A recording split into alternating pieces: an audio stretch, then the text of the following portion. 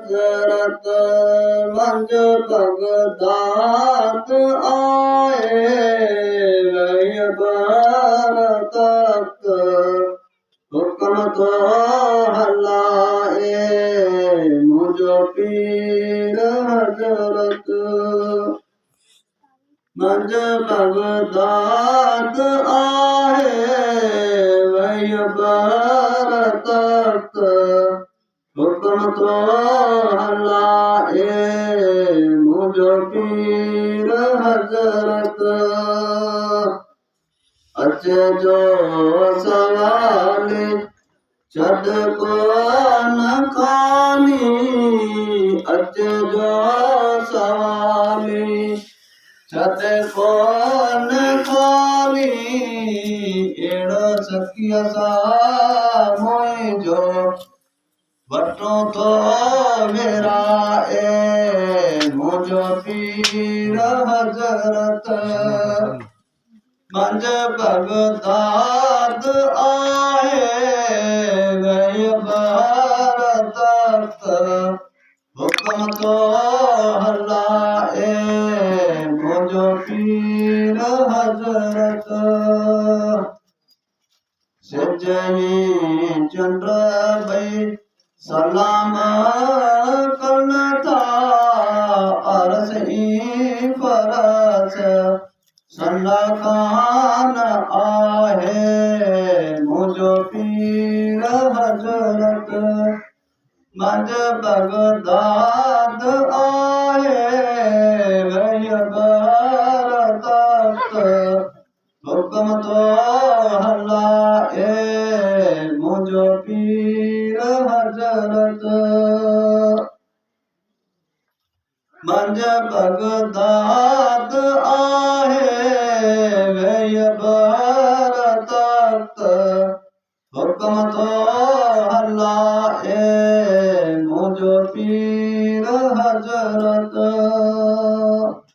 सल्लल्लाहु अलैहि या रसूल अल्लाह वसल्लम अलैका या हबीब अल्लाह मोतन मानिया के दिलाने तो छड़ा मौत हिल दुनिया में साईं मौत हिल दुनिया में कहिड़ा कम वजदा मौत निमाणीअ खे दिलानी तो छड़ा खणी कांदी कुल वेंदा क़बर अंदर लटी ईंदा हिकिड़ीअ भीड़ भितियल जी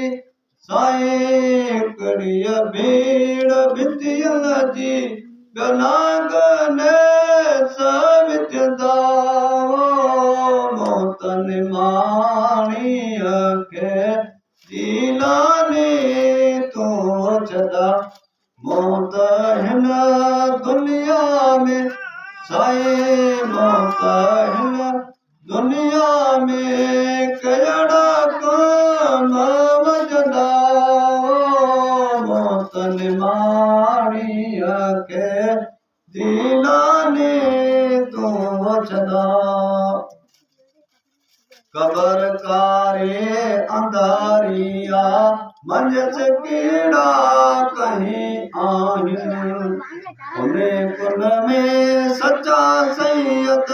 साईं उने कुन में सुना सैयद